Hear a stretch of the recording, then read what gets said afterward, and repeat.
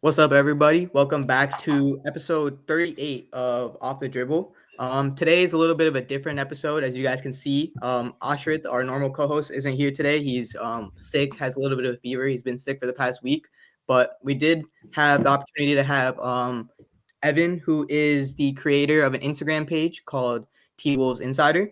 So, Evan, it's great to have you on to take the time and come on and do this with me and basically just talk about the Wolves because I know you're a huge Wolves fan yourself. So before we start, is there anything you want to say to just introduce yourself to the people watching? Yeah, appreciate you for having me. I'm pretty well known on the Instagram space for Mm-hmm. Timberwolves basketball. Been doing my own media page since high school. This is the second page that I've had, and we're almost at 18,000 followers on that one. So, first one had a little over 30,000. So, I've had some success in the Timberwolves space. Mm-hmm. I've been following the team pretty religiously since I was little. So pretty much a basketball nerd myself, and kind of it's nice having a community of people to kind of spread news and spread my opinions to, and also be able to kind of connect with every day. So that's kind of my favorite part about it, and just kind of building a lot of connections and being able to know people in the space. So Mm-hmm. hearing about news and things early on is pretty cool too. It's a nice perk of meeting people. So Yeah. yeah, I've had my page for a while, and excited to be on the show and talk some Wolves. Yep. If you guys don't know, like they're not I don't know too many Wolves fans, so like anytime there's a game going on, Evan be posting like updates and stuff like that. I'll always be like flooding his DMs, but like if they're doing bad, it's me like stressing about them. If they're doing good, it's going crazy about them. So he sees it firsthand definitely. But we'll get it right into it. So just to start off, I wanted to kind of just discuss the first half of the season. I know we all know that it's been up and down. They've kind of been underperforming. They're sitting at the 7th seed right now at 31-25 after a pretty big trade that happened last offseason. The Timberwolves got rid of Karl Anthony Towns. So just overall, your first half takes, how do you think the team's been doing, and how do you think Julius and Dante have fit in specifically? Yeah, man. There's I could go on for an hour about Mm-hmm. the team and everything, but to kind of sum it up, obviously Minnesota and Timberwolves fans miss Karl Anthony Towns. The impact he had on Minnesota as a state in the past couple of years. Us being competitive, contending teams. It's easy to say that, but I think the first thing before I even really dive into it is I think a lot of people don't actually understand, you know, the trade and why we did it for financial reasons. Mm-hmm. And that's kind of the main thing that people don't get is, obviously, yes, losing Cat and losing All Star, yes, it's a trade that many people from Minnesota did not want to see. Especially being here for 9 years. But it's a deal that had to happen, with the second apron coming in, and us having some ownership issues, and being able to have any flexibility next summer and the next couple of years. It was a deal that had to happen, or else the Wolves would have 6 players on the roster next year.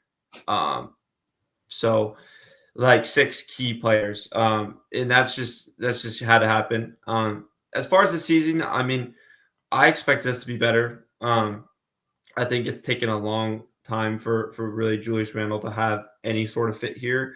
There's Mm-hmm. still a lot of question marks on if he could be a fit here, which I think going through half the year at the break, it's pretty easy to say that he isn't a fit in Minnesota. Yeah. But we've underperformed. We have 19 clutch losses in the NBA, which is the worst Yep. by a lot. So that's kind of a big issue why Minnesota is not higher up in the standings, because they don't know how to close games. Um, I love what Dante DiVincenzo has done before he was injured. He was starting to get in that role of moving as an off-ball shooter in Minnesota. Really kind of changed his role and being able to kind of create like he did in New York, and get him a lot of off screens and off-ball movement. And he kind of had that hot hand.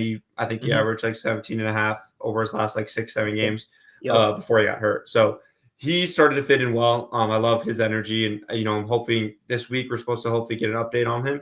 So hoping he can kind of get back here soon for the Wolves. So that would hopefully get some good news. But obviously, it's been an underperforming season compared to last year, and Yeah. this next stretch of basketball is pretty important for the Yep. Wolves. I So think the most important thing that you brought up, like especially in the beginning, is like the whole second apron. I don't think a lot of people like fully understand what like the second apron is and like Mhm. why teams don't want to be in it for like consistent years. Like if, for example, if teams are in it for consistent years, they lose like their draft pick, it goes down significantly in the draft. So like you don't want things like that to happen.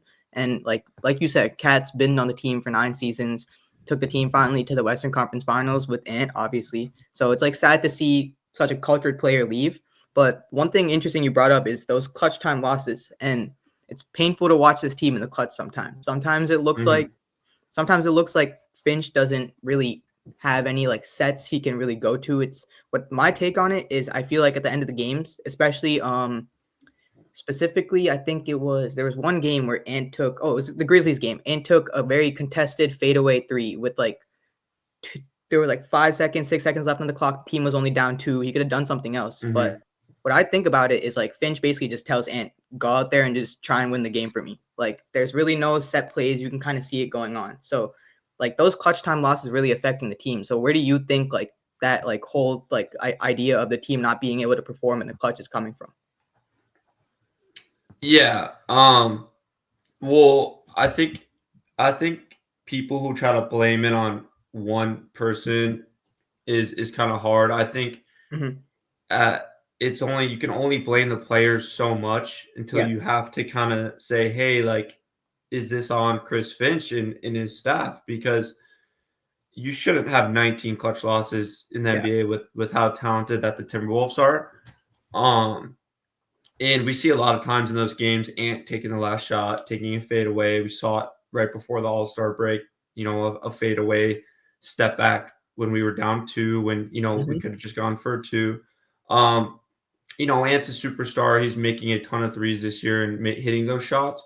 But it gets to a point where, you can't just draw up something just to get Ant the ball and because defenses know that's coming. You have a hot hand in Nas Reed who could take a last shot.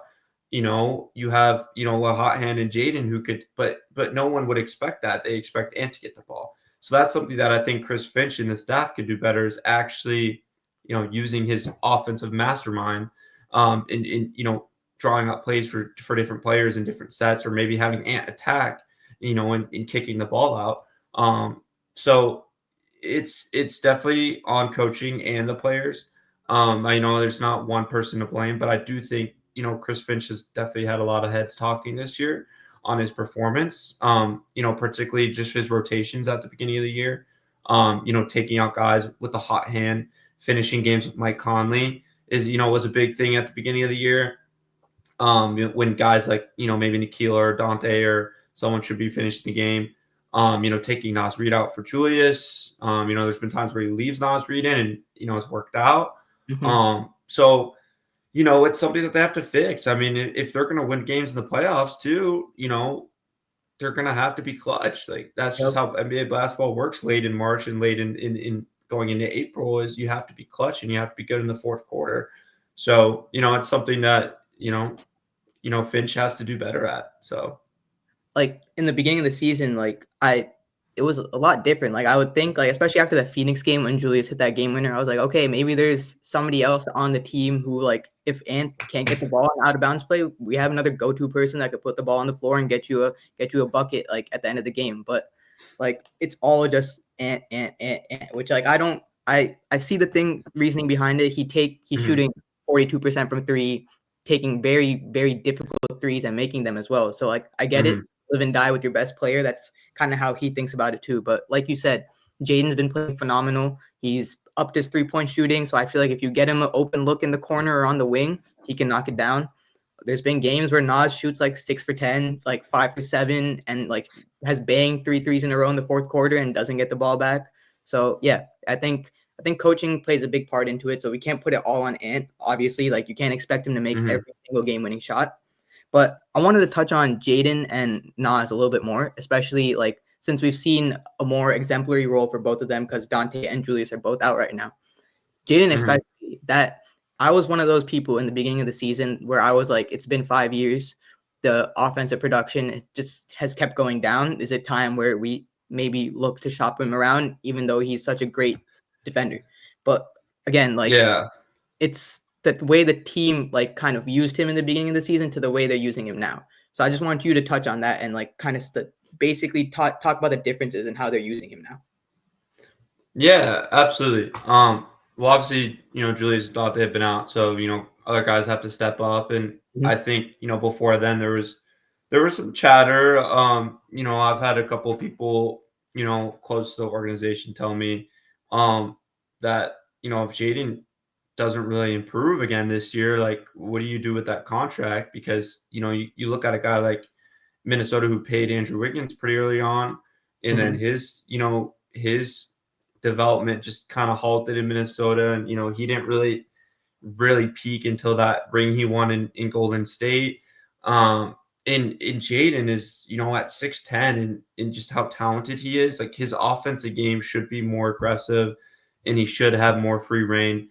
And I think that's what we've seen lately with the injuries and him having to step up, and he is totally taking that for granted. I think he's putting up close to 15 a 15 game points in a his game. Yep. last like 8 to 10 games. He's been a beast on the rebounding, offensively and defensively, and he's knocking down higher percentage of shots. So I think a guy like that, who can handle the ball and that with that length, he needs to be more aggressive. And I love seeing this side of Jaden, because if he can actually develop into the offensive player that Minnesota wants him to be, he's going to be a very good player in the NBA for a very long time, Mhm. and Minnesota fans will be lucky to have him. So same with Nas Reed, stepping into the starter role with Julius Randle. I mean, he's putting up better numbers than Randle is Yeah. in the starting lineup. The numbers 19 points, 8 rebounds a game, and he's 4 or 5 he has been assists. shooting top 3 in the league in 3-point percentage over the past so games. So I mean, he is balling out right now. He is the reason Minnesota he's staying in games and winning games. So Nas has been exceptional, and he's someone that Minnesota has to have a priority on in Yeah. keeping around. And I think that's another part of the cat trade too. Is I think Minnesota has so much trust in Nas Reed being able to be that guy. Or I think it was all kind of part of the plan with the cat trade, and possibly moving off Julius Randle this summer would be easier because he's either a free agent or he opts into a player option, which would then be an expiring contract, which would be easier to trade. Yeah. So I think Nas, has proven to Wolves fans and fans around the league that he could be a starter in the NBA and a starting four on the Wolves. So I love the production from Jaden and Nas, and I would love to see Jaden, even with Randall and Dante back, to stay aggressive. Yep. His jumper was not really falling at all at the beginning of the year. I want him to keep shooting and developing his jump shot. It takes time and takes confidence. So I want him to stay confident with his shooting. And I love the way, he's attacking the glass and being aggressive on the rebounding and just going up with shots. And his mid range is getting really comfortable.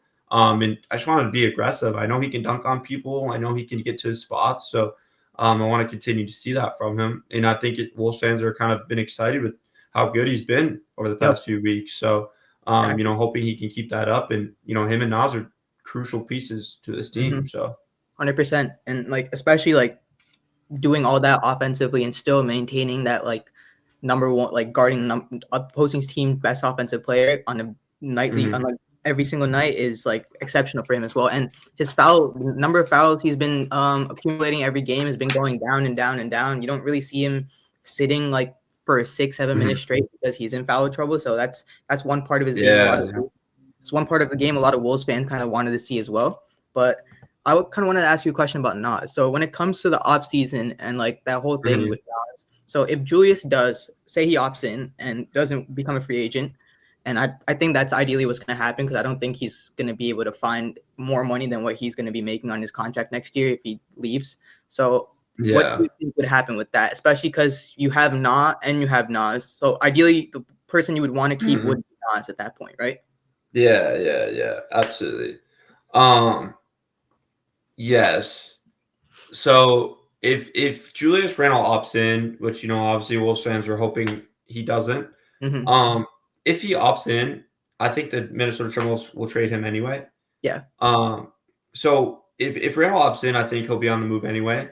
And that is something that, they would probably have to, talk to Nas Reed about. But you just don't want Nas getting the idea of Minnesota wanting to bringing Julius Randle back in the player option, and then having Nas be like, okay, well, he's going to be here next year. Like, I can go get hella money somewhere else and be a star somewhere else, rather than Minnesota. But I don't see that happening with Minnesota. I think they're going to, especially Conley and the staff, they're such high fans of Nas Reed, and he, loves Minnesota because we're the team that gave him, his shot in the NBA. Yeah. So I think, there's mutual interest in, keeping him here long term and, hopefully forever. So it's just a matter of, if Julius opts in, you can still re-sign Nas Reed. That would just mean Nickeil Alexander-Walker is most likely gone. Okay. If Julius leaves and declines his player option, it gives Minnesota room to bring back Nas Reed, and it also gives them room to bring back Nickeil Alexander-Walker if they do so. But, if Randall potentially opts in this summer, there's, some sign and trade leverage with Nickeil that could possibly happen. There's also just him walking as an option with the emergence of Jalen Clark and Terrence Shannon Jr.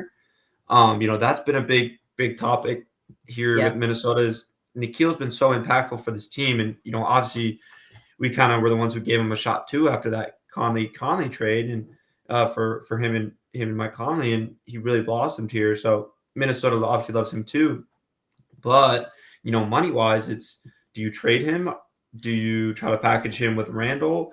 If you can get out of the apron, and does Jalen Clark and Terrence Shannon Jr.? I mean, you have both of those guys who can easily just step in for Nickeil. And I think that's something that Minnesota has to look at, down the line in this summer.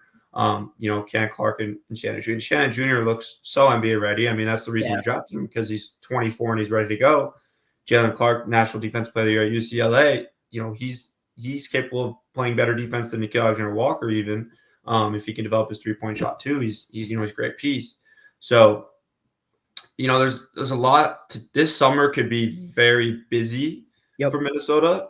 And that's also part of the Cat trade, is they traded Cat to where they have to focus on this offseason, because you have Randall's player option. So if he accepts, you probably trade him. You have Nickeil Alexander-Walker free agent. You have Nas Reed free agent.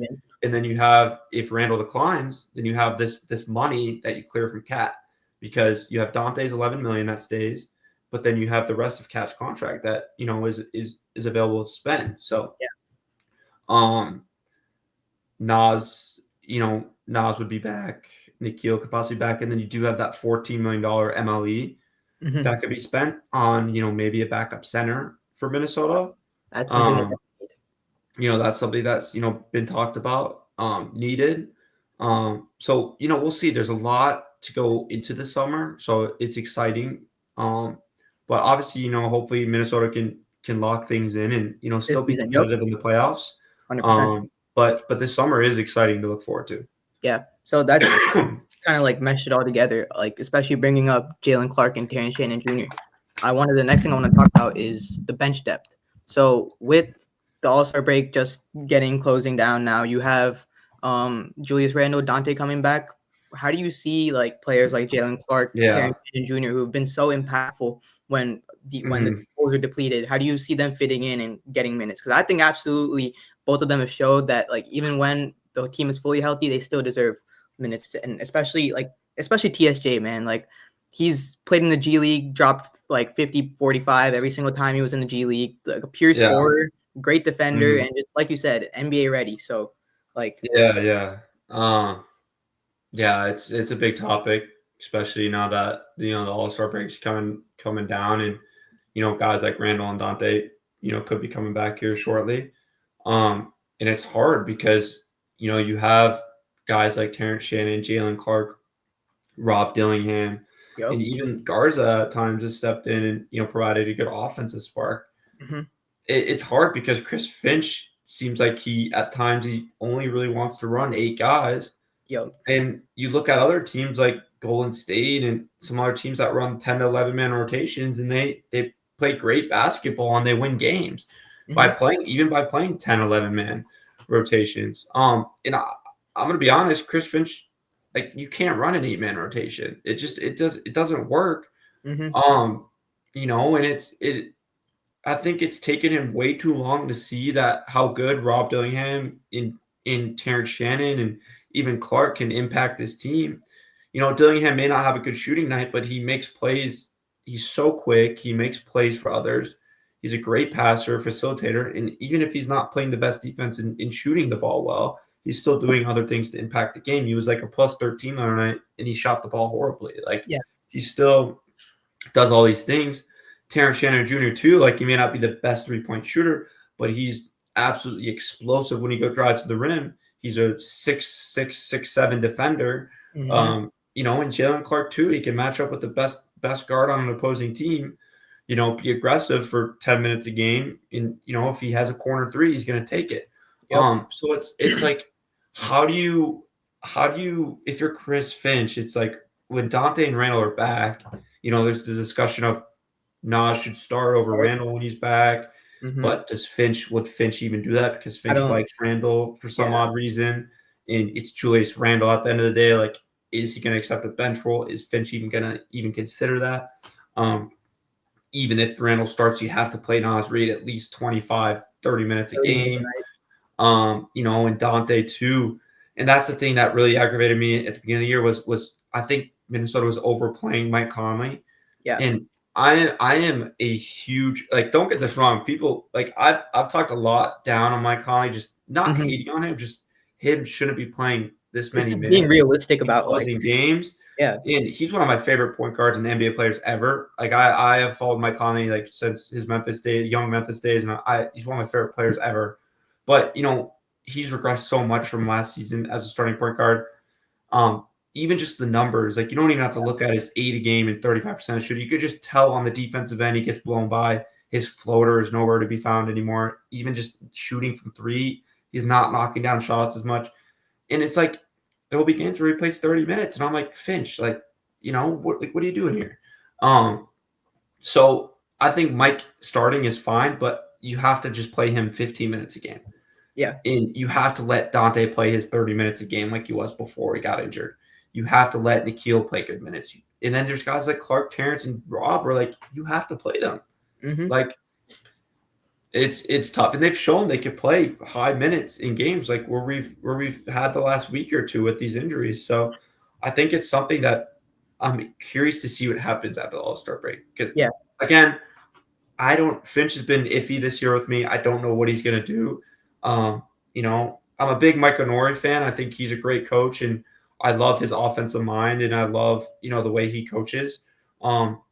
You know, I'm just curious to kind of see how much impact that these guys have too on it. So, you know, Mhm. there's so much behind the scenes that goes on. So I'm hoping we can figure it out. But I mean, realistically, you could play Rob, Clark, Shannon, Nikhil, like, and Garza even like off the Yep. bench, and then or Randall off the bench. I mean, that's 10, 11 guys you could play every game. So yeah, I mean that's a big rant that I just went on. I mean, Yeah. it's just, but it's a big topic to really talk about with Finch and the staff and in the rotation. So it's going to be interesting to see.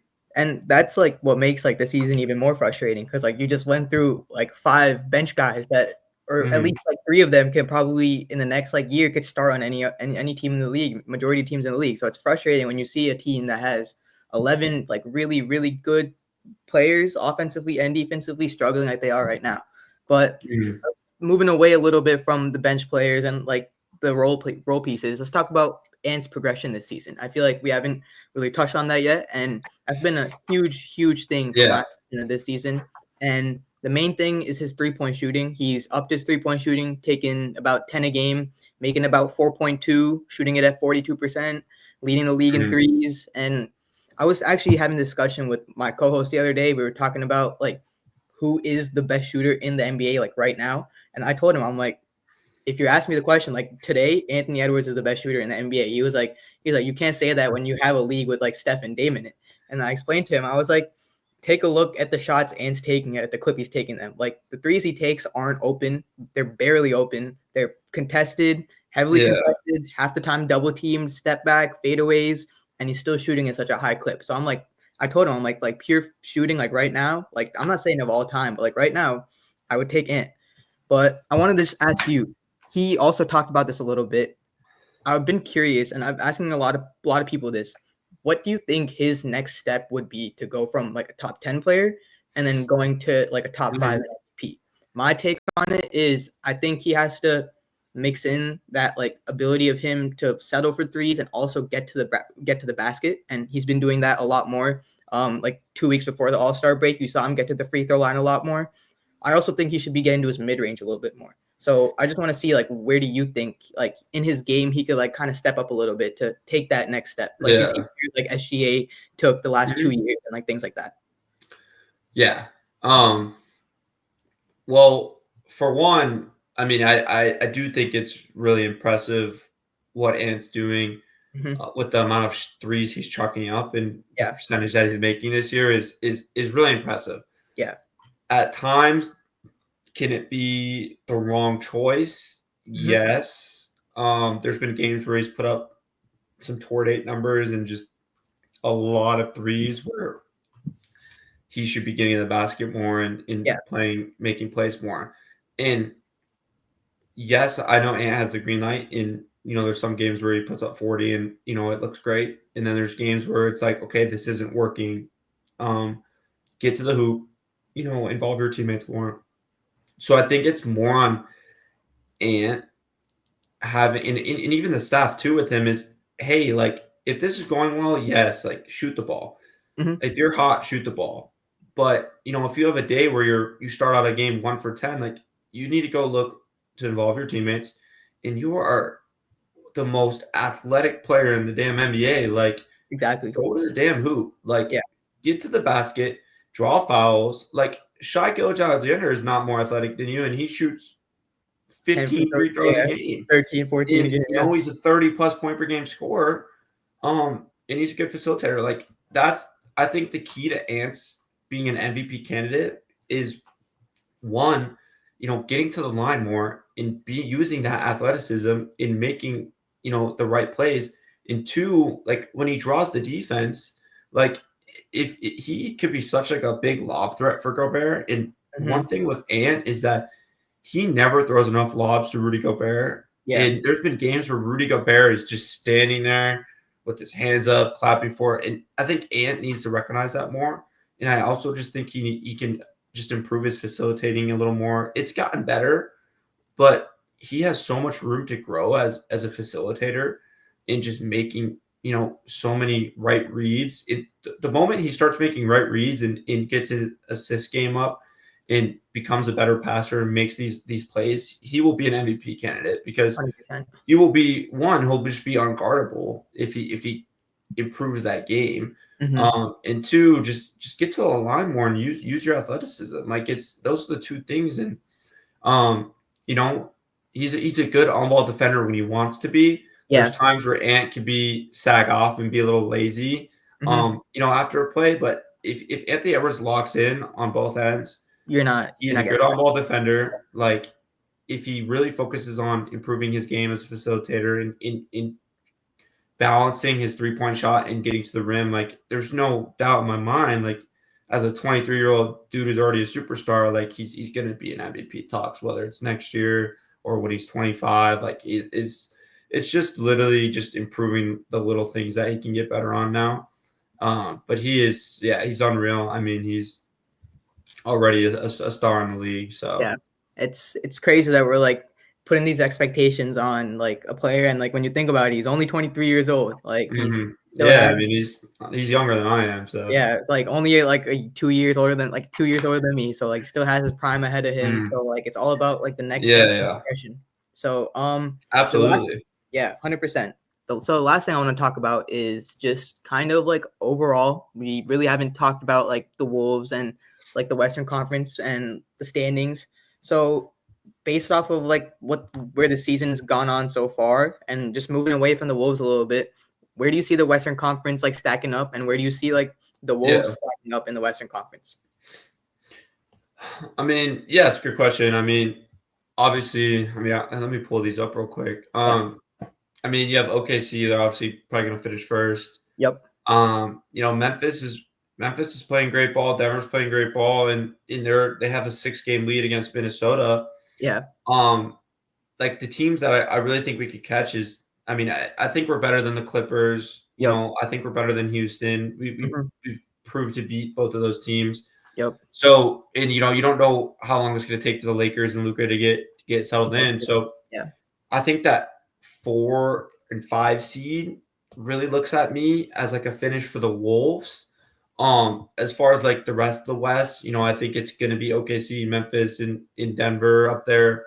And then I think it's basically just a scramble between, you know, the Rockets, Lakers, Clippers, and Wolves for that 4 through 7, and even Dallas. And if Sacramento can get hot with Zach LaVine, maybe them too.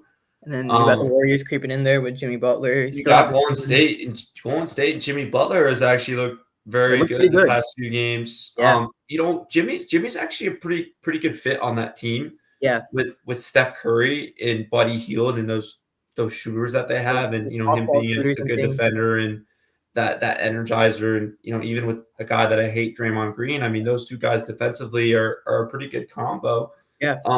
You know, he's a good fit there. They could always sneak in. You know, right now they're in the play-in. But they're only a few games back from 6, so they're like 3.5 games back from the Clippers. So, How about the Spurs? What do you think about the Phoenix, Spurs? Phoenix is having problems. I mean, they look fucking awful. I Yeah. mean, that's why I think KD this summer is going to be the talk of the summer. Yep.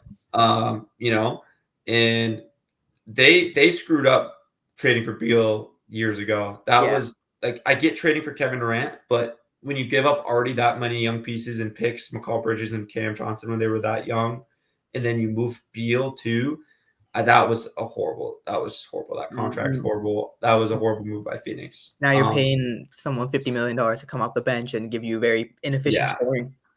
that team is that they are going to be rebuilding this summer. Yeah, 100%. The Spurs is a fun team. I mean, once De'Aaron Fox got announced, I knew right away he was going to go to San Antonio. I mean, Yeah. it literally just made too much sense, and you know, um, they are what 3.5 games back from the play-in.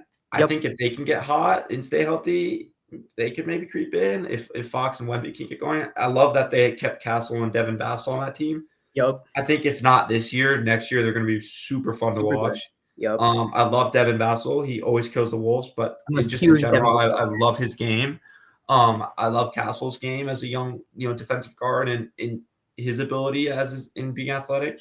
So I think that team could creep in, and I love how fun they are. But yeah, I mean, the one thing is too is I don't know if you've noticed this too, but Julius Randle's like energy on the bench It's the crazy. past few games Pretty crazy. has looked like he looks actually engaged, which Yeah. was just funny to point out because when he got taken out of the game late, like for Nas Reed, like he would just sit on the bench and he would just Mhm. look pouty, looked like he wasn't engaged, and just all season he hasn't looked engaged. So it's And honestly great to see him like yeah, being like energetic on like a big dunk or a big play, because like when you trade Cat for, like, you want, even getting Julius Randle back, like you want him to play good. Like it's not Mhm. like you want him to suck ass. Like Exactly. you want him to play good and you want him to be engaged. So, you know, that was just interesting to see. But I And think like like, yeah, my prediction would be anywhere from 4 to 6. If we can win clutch games, I think it's possible to get that 4 through 6. We're 6 games back, so we have some work to do if we want to yeah. catch Denver and Memphis. But I think we lost too many clutch games early on to where it could be tough. And But our some schedule, I think, is pretty easier in the second half. yeah, with So the third easiest schedule for the second half of the remaining yeah, NBA. So you just got to close out games, man. I mean, yeah. you got to close out games. Hope to get a 4 or 5 seed, and you know, if I had to choose what team it's hard. Like we beat Denver last year. I still think we could beat Denver in a series. I wouldn't want to see Denver You know, first round though. I think seeing Denver first round would be scary. yeah. I mean, they're 36-19. Like they're still playing good basketball. Yeah. It's just a matter of can you move up to 5 and not have to play Memphis or Denver, or can you move up to 4? So I wouldn't mind Houston. I wouldn't mind the Clippers. Yeah, I wouldn't Memphis is mind. playing good ball, but the only really team that I'm like insanely scared of in the West is OKC. Okay, Like see. Even that's pretty much it. The Wolves have proven to Memphis, beat all those teams. Like like Ant those can beat any of those teams, in the 100%. playoffs. And if the Wolves play good ball, they can beat pretty much anyone in the West, except Like for the even Memphis, series, like probably not OKC. uh I could see us Yeah. beating OKC in a 7-game series. I feel like we matched Yeah, their I mean, personality really well. especially with I the mean, way the dude, Jets like played. the Wolves last year could have beat anybody in the West. It's just 100%. we matched up horribly versus Dallas, Yeah. and we just gassed out, and our stars didn't play well, and that's that. No one else stepped up. So Yep. it's not the matter of the talent. The talent is 100% there for the Wolves and how good this team is. It's just can the coaching and in the clutch game and in the fourth quarters matter? So I mean Mhm. that's just going to be how good the Wolves are gonna. That's just going to be up to the Wolves. So Yeah. And I think like it really like depends like how like this next half of the season goes. In my opinion, really depends on like how like you said, how Julius Randle kind of like accepts this, even if he's in the starting lineup, like accept the role of being like fully that number 2 or even number 3 guy, because you kind of know like Nas is like the second scoring yeah. option on the team as of right now. So as long as he Mhm. accepts that role, even when he's back, and gives that same energy that's been giving that he's on the bench, I feel like the team can do things. And another thing I want to touch on before we end is like there's been a lot of knack before, like we traded for Randall with his defense and everything. When he's engaged and when he's like actually like engaged into the game and playing along the game plan, I've seen some great defensive plays like off ball and on ball with him. And even as a facilitator, like it takes off pressure from when Ant's on the court as well. So there's obviously the pros and cons with Julius being on the team. But I feel like if you tap into those pros a little bit more and just put him on in a Mhm. position to succeed, then like I feel like the team Yeah. start going off. The only thing with Randall is that there's just been too many cons instead of Yeah. pros, Hmm. and then that's what's making people upset with him is his energy just is not there. He has a couple good games here and there where he looks engaged defensively, and he's making the right plays offensively, but there's been too many games where he's just been trying to do it all himself with his handle, turning the ball over, jogging, walking back on defense, and there's just been too much of that. And that's that's the engaged part. Like, why are you not engaged, and why are you not giving your best effort? And so, we'll see how he comes back from the All-Star break and how that works. And, I'm hoping we get some good news with him, because I'm Yeah. a huge Dante DiVincenzo fan, and I love his energy whenever he's on the court. He's just everywhere. Yep. So, I love him. And the Wolves just have a bunch of hungry dudes that come in the Yep. game with DiVincenzo, with Clark, with Shannon, Jaden, Nas. Like, so the sky's the limit for the Wolves. Like, if you really think about it, it's just, can they play good basketball for Hmm. 48 minutes Exactly. every Yep. night? So that's That's kind the of it, question man. that has to be answered, and we just gotta keep watching Yeah, them yeah. and see if they can do it. Mhm. But yeah, I think that's where we'll end off. For all y'all watching, thank you for watching this episode of Off the Dribble. Go and tap into TwolvesInsider, Evan's Instagram page. He always be coming out with fire content about the Wolves and even anything important that happens throughout the league as well. And again, Evan, appreciate you for hopping on, and all y'all listening. Tune in for our next episode, which will probably be in about 4 days. And for that episode, we'll have Ashit coming back. So yeah. Peace.